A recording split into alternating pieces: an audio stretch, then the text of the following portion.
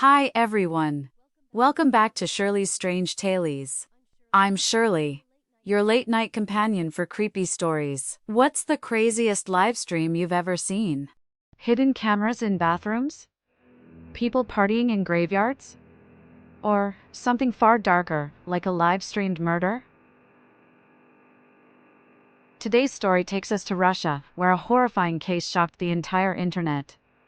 For just $1,000 in donations, a streamer stripped his pregnant girlfriend down to her underwear and threw her outside into the freezing cold. When he finally opened the door, she had already stopped breathing. And the worst part? He didn't shut down the stream. Instead, he dragged her lifeless body back in front of the camera, sat down, and calmly kept drinking and chatting with his viewers until police arrived and forced the broadcast to end. The world of trash streaming. The man behind this nightmare was a Russian YouTuber named Stas Reflay.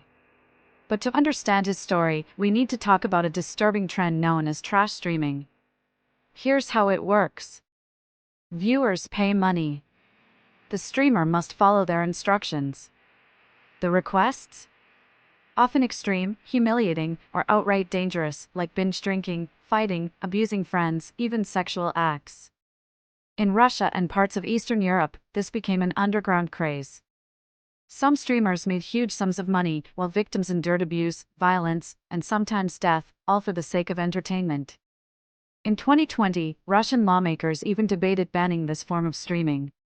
But the reality is, these streams still exist, on shady platforms, in hidden corners of the web. Stas's cruelty on camera.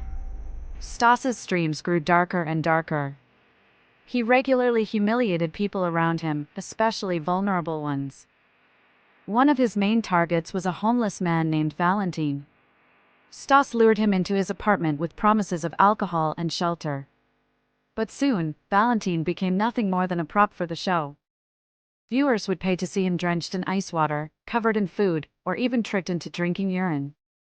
Yes, you heard that right. Sometimes Stas would pretend it was beer, sometimes he just forced him to drink. Why did Valentin endure this? Perhaps desperation. Perhaps dependency. Maybe, in his mind, Stas was still a friend. But in truth, he was being exploited for months, trapped in the apartment, stripped of his dignity, while viewers laughed and kept sending money. And then, there was Stas's girlfriend, Valentina. She too became a victim of this nightmare.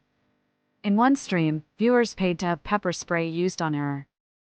Valentina lay on the sofa, crying, screaming, clearly traumatized, while Stas sat calmly at his desk, chatting with viewers, before casually spraying her in the face.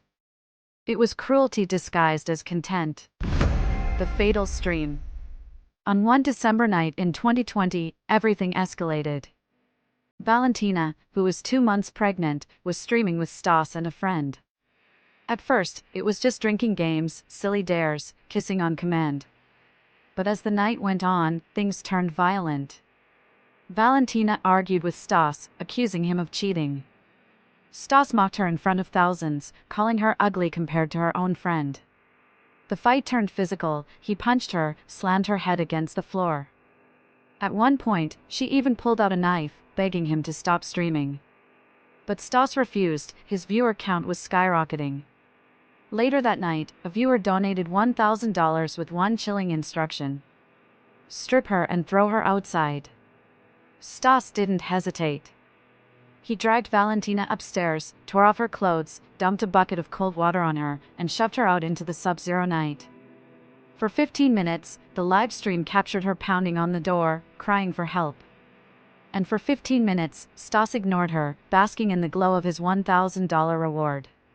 When he finally opened the door, she was silent. She wasn't breathing. Did Saint panic? Did he break down? No. He pulled Valentina's body onto the sofa, adjusted the camera, zoomed in on her pale face, then calmly called the police. Afterward, he sat back down, singing and drinking, while more than 1,500 viewers urged him not to stop streaming. Even as officers arrived and confirmed she was dead, Stas kept broadcasting, another 45 minutes, before the stream was finally cut. The verdict. At first, many believed Valentina died of hypothermia.